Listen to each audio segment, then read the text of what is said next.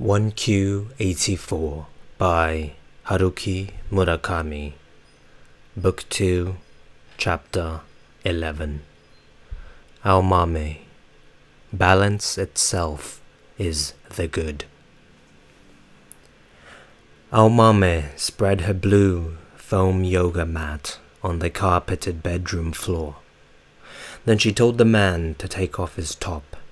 He got down from the bed and pulled off his shirt. He looked even bigger without a shirt on.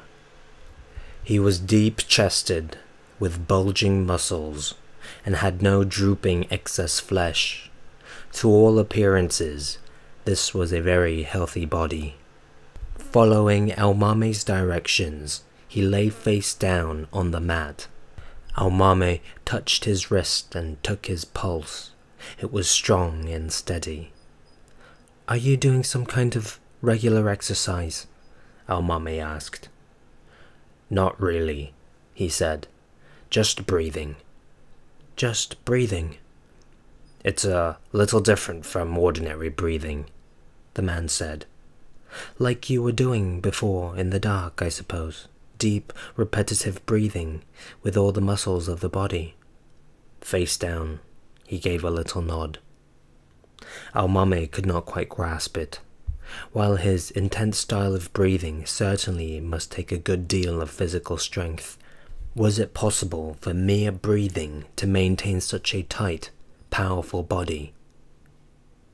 "What I'm about to do now involves a good deal of pain," Aomame said in a voice without inflection. "It has to hurt for it to do any good. On the other hand, I can adjust the amount of pain, so if it hurts, don't just bear it, speak up." The man paused for a moment before saying, "If there is a pain I've never tasted, I'd like to try it." This sounded mildly sarcastic to her. "Pain is not fun for anybody." "But a painful technique is more effective, is that it? I can bear any pain as long as it has meaning." Aomame allowed herself a momentary facial expression in the pale darkness. Then she said, "I understand. Let's both see how it goes."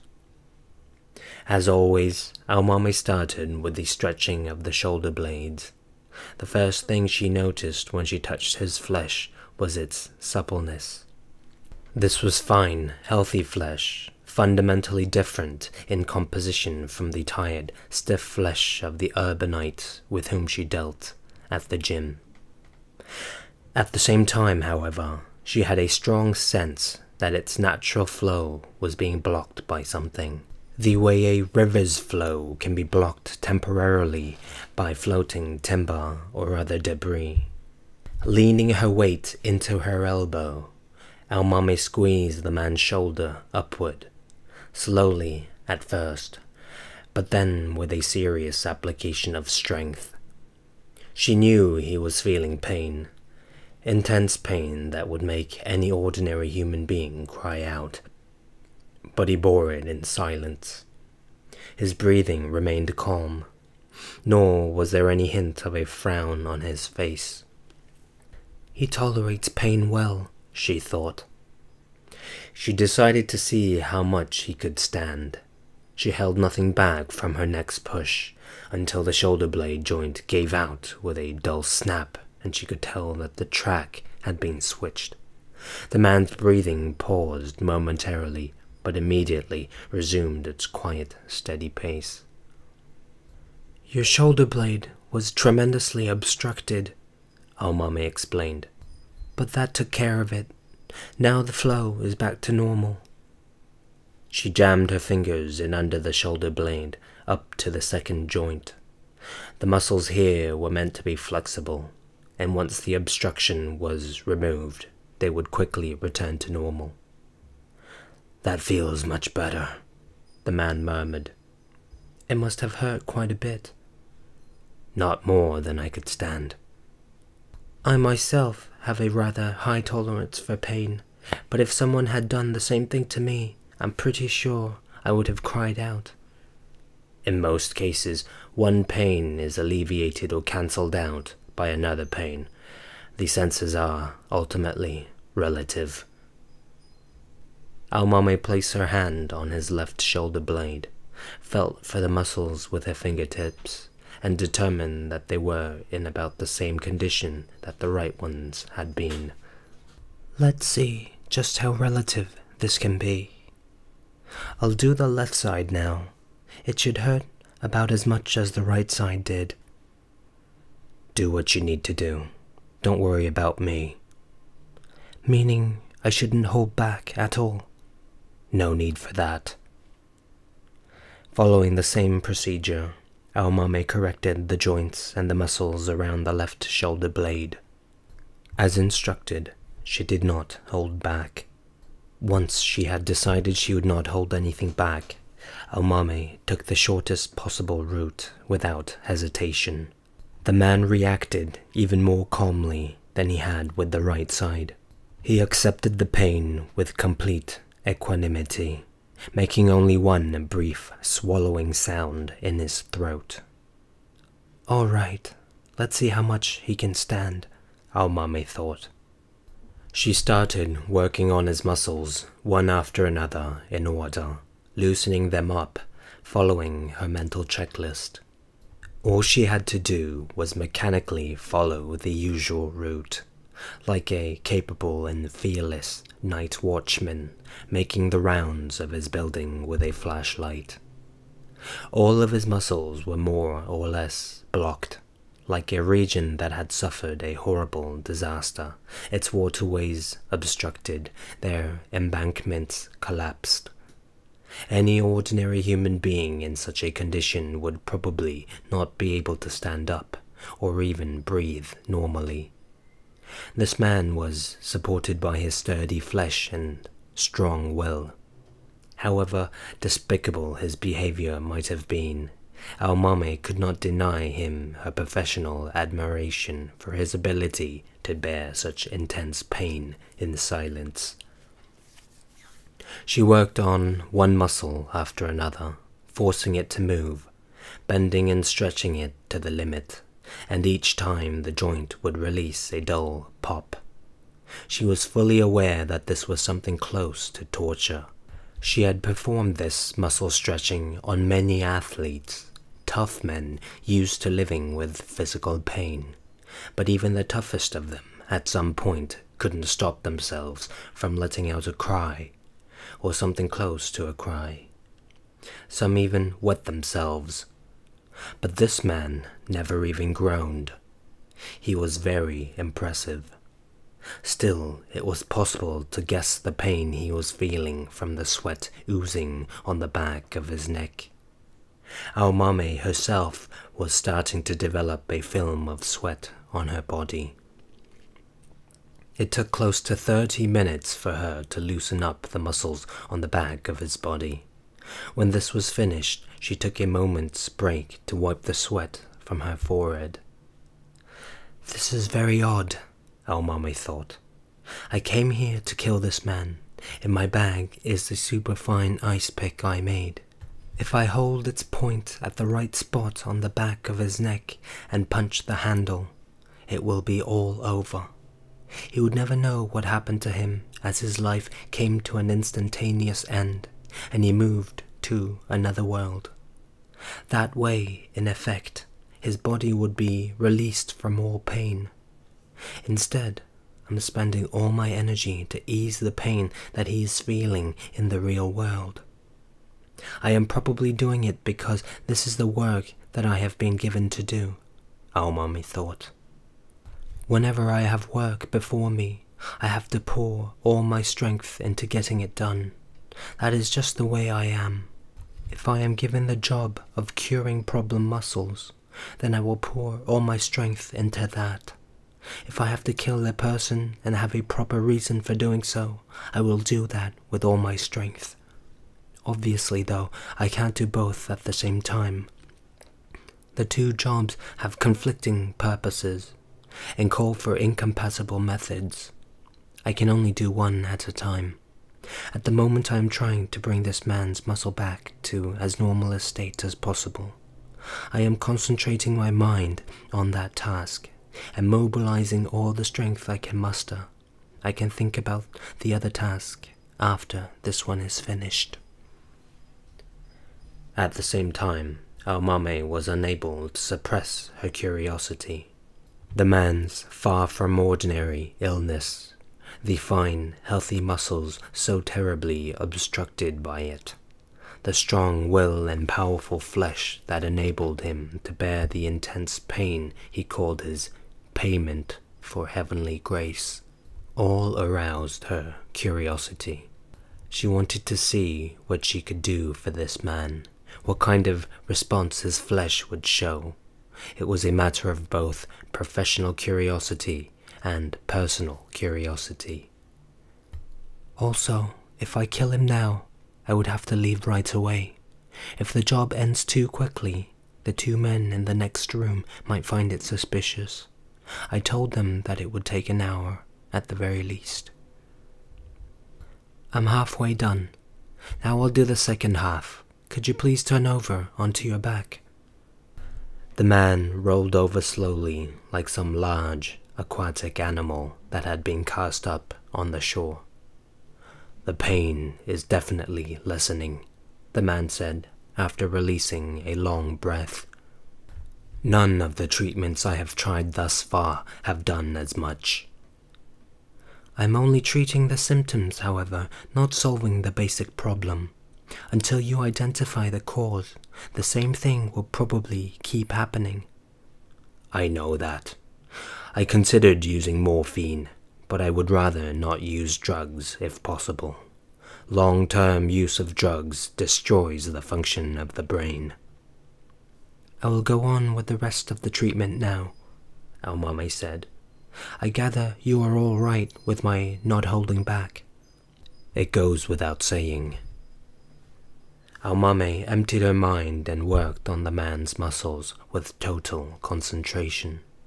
The structure of each muscle in the human body was engraved in her professional memory. Its function, the bones to which it was attached, its unique characteristics, its sensitivities. She inspected, shook, and effectively worked on each muscle and joint in order, the way zealous inquisitors used to test every point of pain in their victims' bodies. 30 minutes later, they were bathed in sweat, panting like lovers who have just had miraculously deep sex. The man said nothing for a time, and Aomame was at a loss for words. Finally, the man spoke. I don't want to exaggerate, but I feel as if every part of my body has been replaced. Aomame said, You might experience something of a backlash tonight. During the night, your muscles might tighten up tremendously and let out a scream. But don't worry, they will be back to normal tomorrow morning. If you have a tomorrow morning, Aomame thought.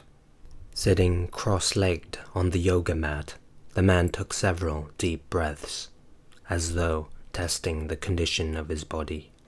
Then he said, You really do seem to have a special talent. Aomame toweled the sweat from her face as she said, What I do is strictly practical. I studied the structure and function of the muscles in college, and have expanded my knowledge through actual practice. I've put together my own system by making tiny adjustments to my technique, just doing things that are obvious and reasonable. Truth here is for the most part observable and provable. It also involves a good deal of pain, of course. The man opened his eyes and looked at Aomame as though intrigued. So that is what you believe? What do you mean? Aomame asked. That truth is strictly something observable and provable. Aomame pursed her lips slightly. I'm not saying it is true for all truths, just that it happens to be the case in my professional field. Of course, if it were true in all fields, things in general would be a lot easier to grasp. Not at all, the man said. Why is that? Most people are not looking for provable truths.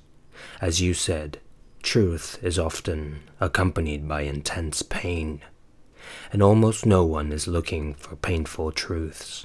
What people need is beautiful, comforting stories that make them feel as if their lives have some meaning, which is where religion comes from. The man turned his neck several times before continuing. If a certain belief, call it belief A, makes the life of that man or this woman appear to be something of deep meaning, then for them belief A is the truth. If belief B makes their lives appear to be powerless and puny, then belief B turns out to be a falsehood. The distinction is quite clear.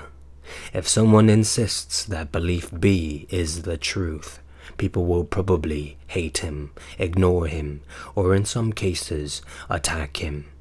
It means nothing to them that belief B might be logical or provable.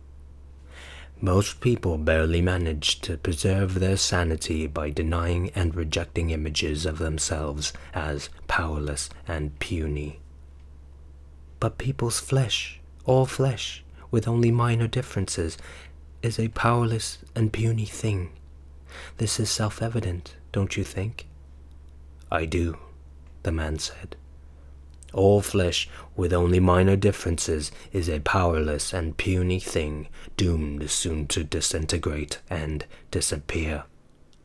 That is an unmistakable truth. But what then of a person's spirit? I try my best not to think about the spirit. And why is that? Because there is no particular need to think about it. Why is there no particular need to think about the spirit? Setting aside the question of whether it has any practical value to do so, thinking about one's own spirit is one of the most indispensable of all human tasks, is it not? I have love, Almame declared. Oh no, what am I doing, she thought, talking about love to this man I'm about to kill. As a breeze sends ripples over the surface of a quiet pond, a faint smile spread across the man's face, conveying a natural and even friendly emotion. Do you think that love is all a person needs? He asked. I do. Now, this love of yours, does it have a particular individual as its object? It does, Almame said. It is directed toward a specific man. Powerless, puny flesh, and an absolute love, free of shadows, he murmured. Then after a brief pause, he added, You don't seem to have any need for religion. Maybe I don't have any need. Because your attitude is itself the very essence of religion, as it were. You said before that religion offers not so much truth as beautiful hypotheses. Where does that leave the religion that you head? To tell you the truth, I don't consider what I do to be a religious activity, the man said. What I am doing is listening to the voices and transmitting them to people. I am the only one who can hear the voices. That I can hear them is an unmistakable truth, but I can't prove that their messages are the truth. All I can do is to embody their accompanying traces of heavenly grace. Lightly biting her lip, Almame set down her towel. She wanted to ask what kinds of grace he was talking about, but she stopped herself. This could go on forever. She still had an important task she had to complete. Can you lie face down again? I'm going to work on loosening up your neck muscles. Almami said. The man stretched out his huge frame again on the yoga mat and presented the back of his thick neck to Almami.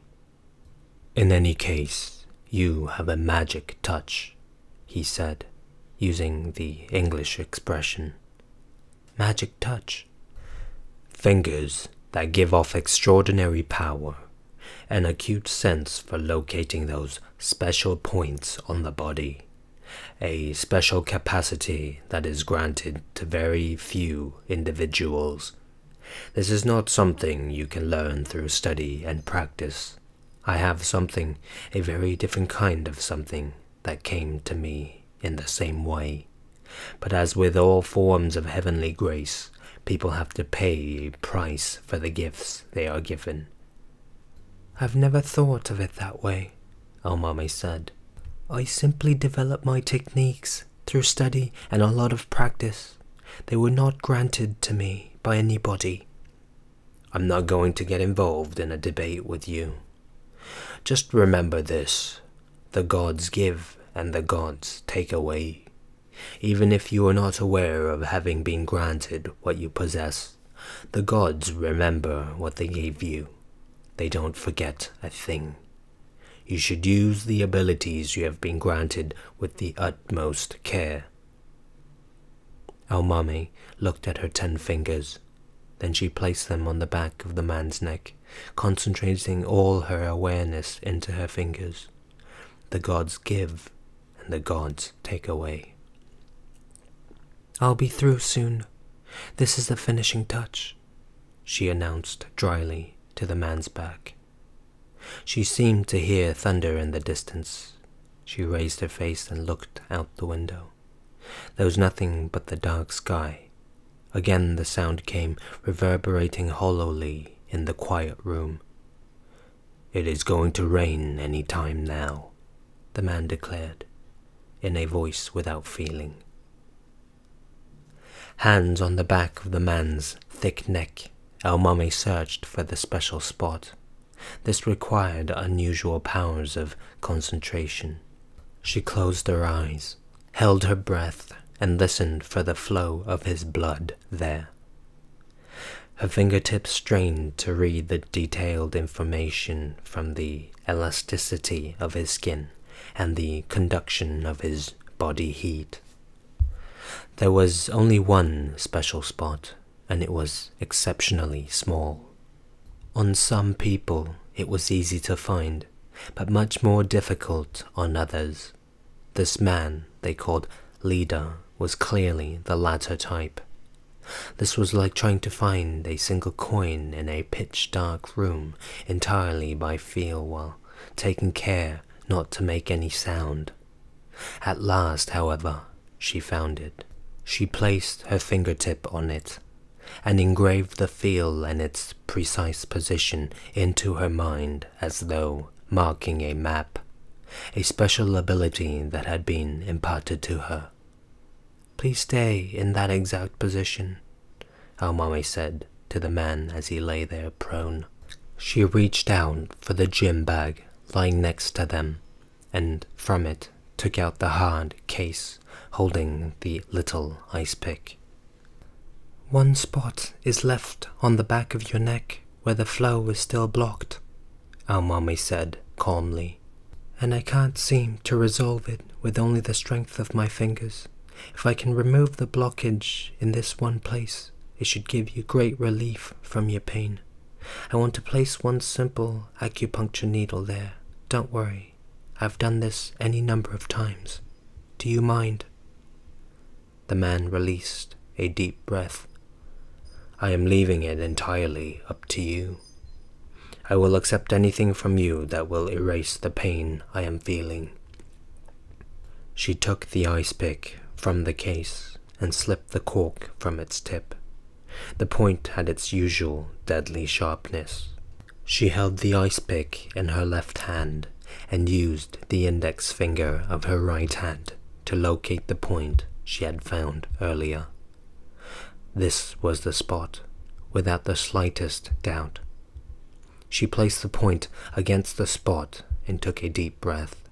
Now, All she needed to do was bring her right hand down on the handle like a hammer and drive the needle's exceedingly fine point deep into the spot. Then it would be all over. But something held her back. For some reason, she was unable to bring down the fist she was holding aloft. With this, it will all be over, Aomame thought. With one stroke, I can send this man to the other side. Then I leave the room looking cool, change my face and name and take on a new personality. I can do it, without fear, without pangs of conscience. This man has repeatedly committed loathsome acts that deserve death, there can be no doubt. But for some reason, she could not bring herself to do it. What held her right hand back was an incoherent yet persistent doubt. This is all happening too easily, her instincts were warning her. Reason had nothing to do with it. She simply knew something was wrong. Something was not natural. All her powers and abilities were clashing inside her. Their disparate elements engaged in a fierce struggle. Her face performed deep contortions in the darkness. "What is it?" the man called out. I'm waiting for you to finish once and for all." When she heard this, Aomame finally realized what was holding her back. This man knows. He knows what I'm about to do to him. "There is no need for you to hesitate," the man said calmly. "It's all right. What you want is also what I want." The thunder continued to rumble, but there was no lightning to be seen, just a roar like distant cannons. The battlefield was still far off. The man continued. "If there were ever a perfect treatment, that is it. You did a careful job of stretching out my muscles. I have only the purest respect for your skills. But as you pointed out yourself, it is ultimately nothing but a symptomatic treatment. My pain has advanced to the point where it can only be resolved by severing my life at the roots, by going down to the basement and cutting the main switch. You are about to do that for me." Aomame maintained her pose, the left hand holding the needle against the special spot on the back of his neck, the right hand held aloft. She could move neither forward nor back. "If you want to put a stop to what you are about to do, there are any number of ways you can do that. It's simple," he said. "Try bringing your right hand down." As directed, Aomame tried to lower her right hand, but it would not budge. It was frozen in mid-air, like the hand of a stone statue. "I have the power to do that. Not that it was something I ever hoped to obtain. All right, you can move your right hand now. Now you are in complete control of my life." Aomame became aware that she could now move her right hand freely. She clenched her fist and opened it. It felt entirely normal. He must have employed something like hypnotism. Whatever it was very powerful. "They have granted me these special powers, but in return they have impressed certain demands upon me. Their desires have become my desires, implacable desires that I have been unable to defy." "They?" Aomame asked. "Do you mean the little people?" "So, you know about them. Good. That will save time explaining." "All I know is that name. I don't know who or what the little people are." "Probably no one knows for sure who the little people are," the man said. "All that people are able to learn is that they exist, Have you read Fraser's The Golden Bough? No, I haven't. It is a very interesting book that has much to teach us.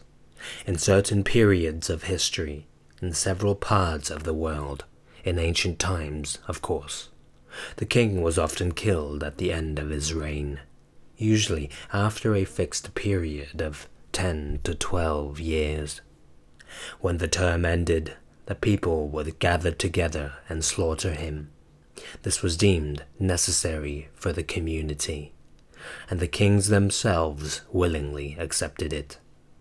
The killing had to be cruel and bloody, and it was considered a great honor bestowed upon the one who was king. Now, why did the king have to be killed?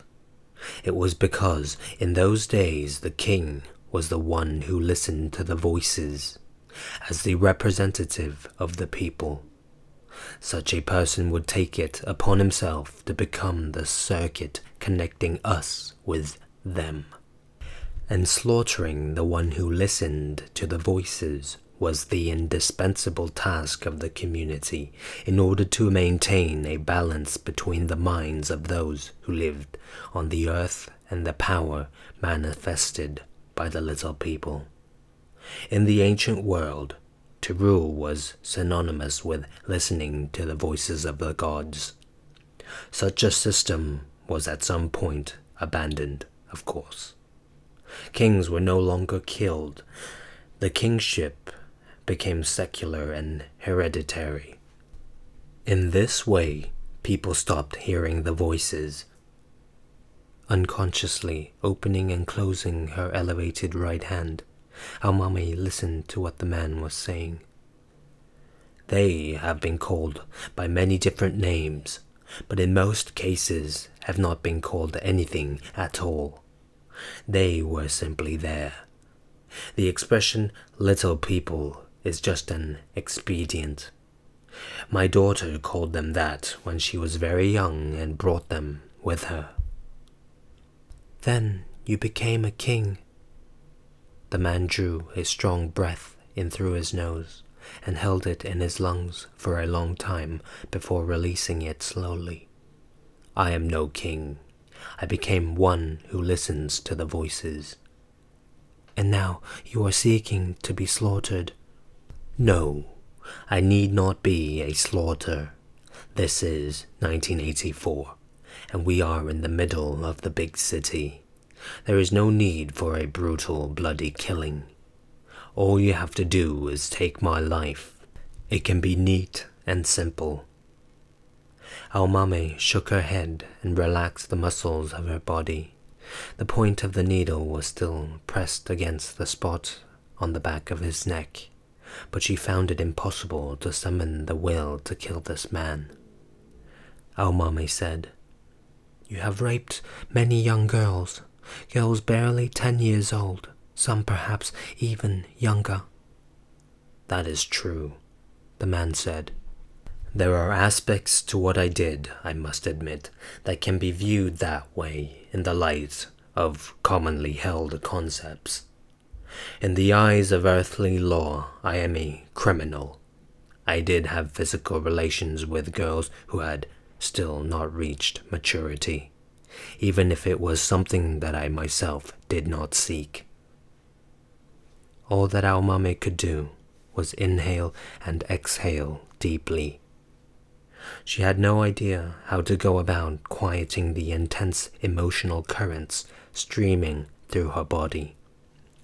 Her face was greatly distorted, and her right and left hands seemed to be longing for entirely different things. "I would like you to take my life," the man said. "It makes no sense for me to go on living in this world. I should be obliterated in order to maintain the world's balance." "What would happen after I killed you?" "The little people would lose one who listens to their voices. I still have no successor." "How is it possible to believe this?" Almami practically spit the words out between her taut lips. You may just be a sexual pervert trying to justify your despicable actions with convenient rationalizations. There never were any little people, no voices of the gods, no heavenly grace. You may be just another phony claiming to be a prophet or religious leader. See the clock over there, the man said without lifting his head. On the right-hand chest of drawers. Al-Mame looked to the right.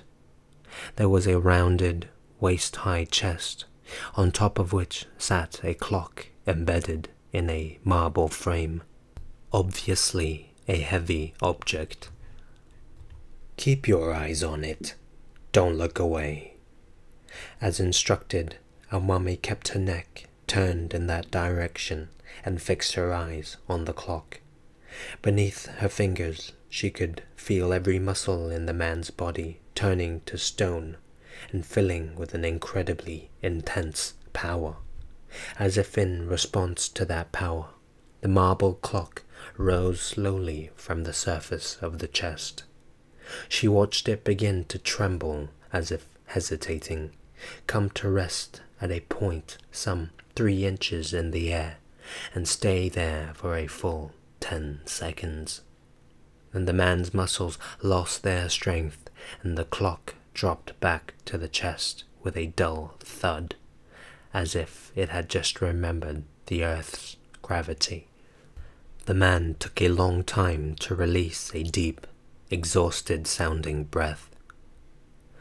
Even a little thing like that takes a huge amount of energy, he said once he had expelled every last breath in his body. Enough to shorten my life, but I hope you see it now. At least I am no phony.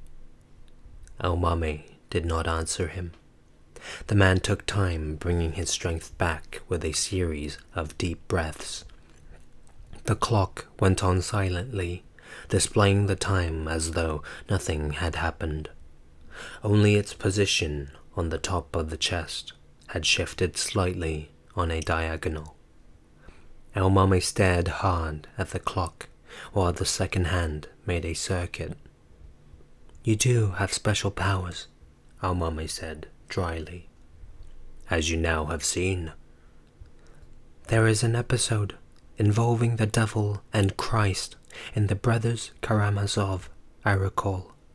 The Christ is undergoing harsh austerities in the wilderness when the devil challenges him to perform a miracle, to change a stone into bread. But the Christ ignores him. Miracles are the devil's temptation.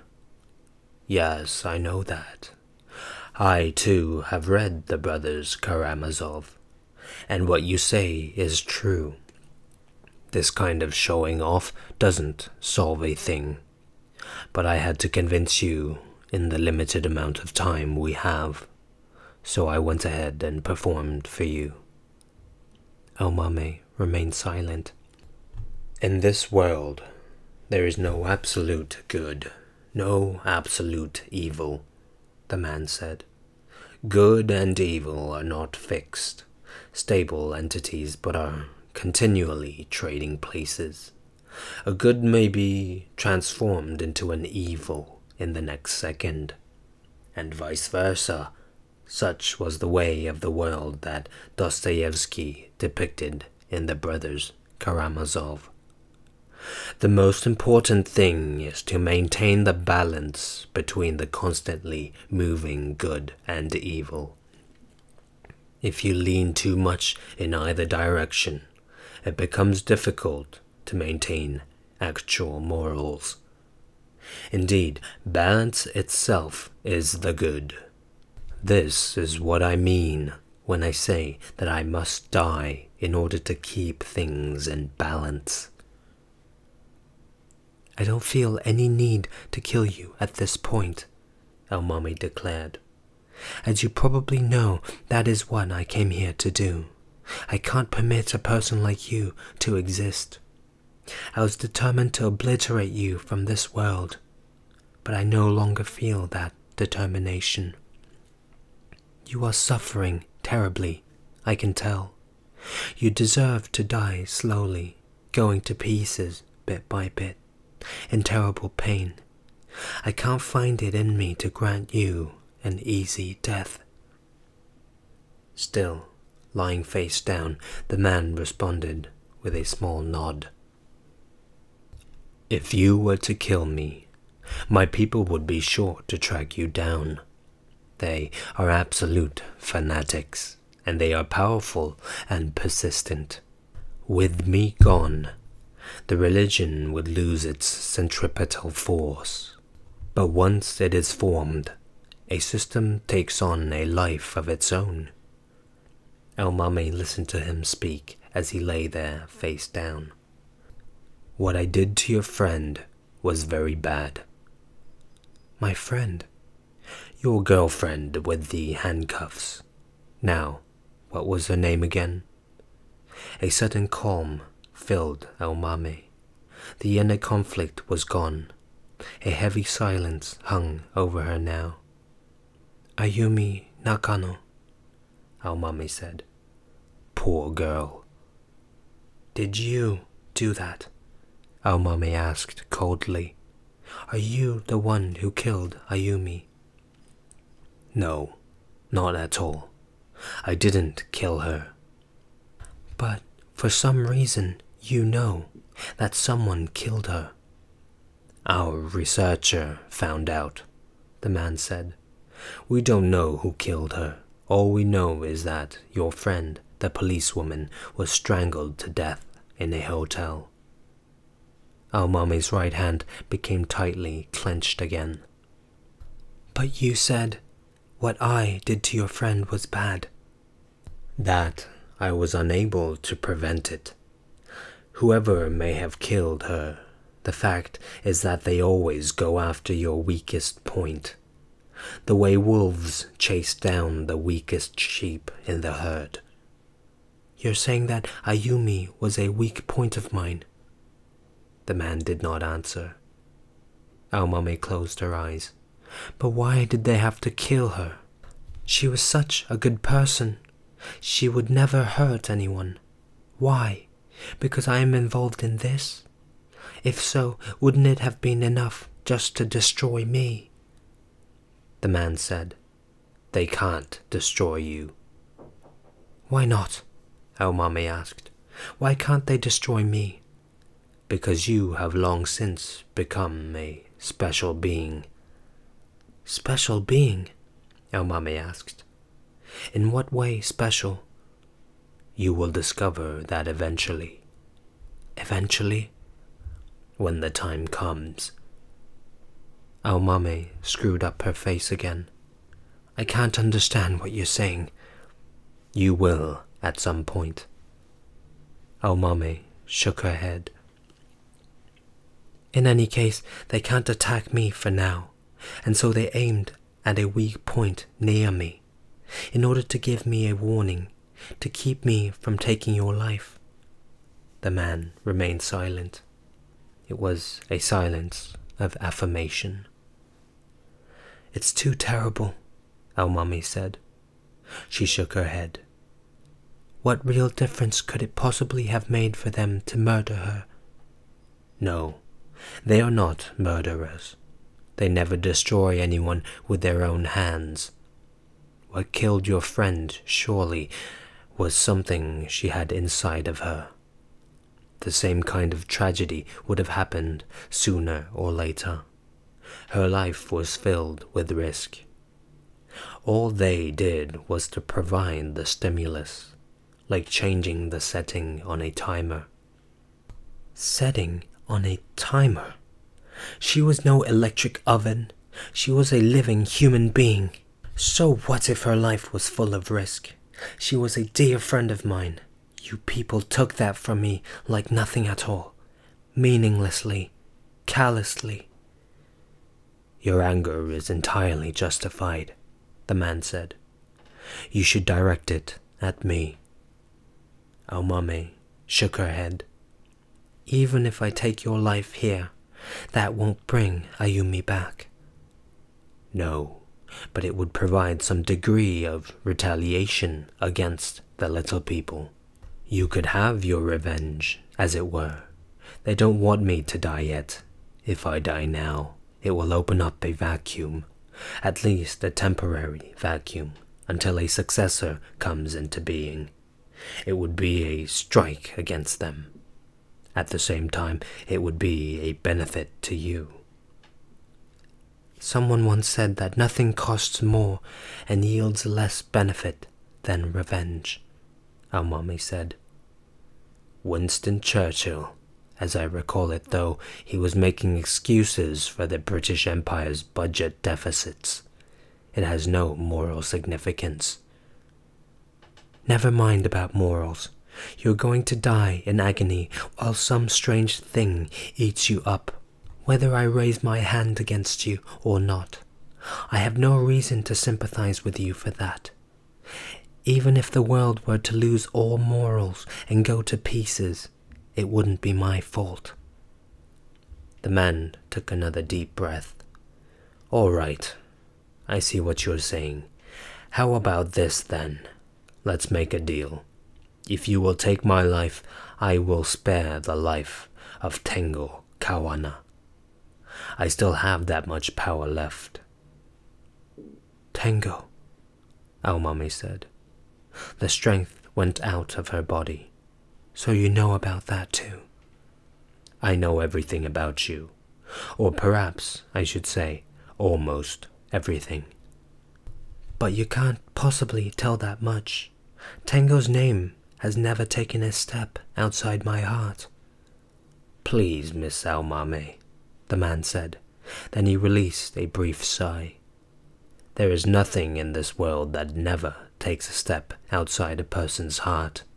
And it just so happens, should I say, that Tengo Kawana has become a figure of no little significance to us at the moment.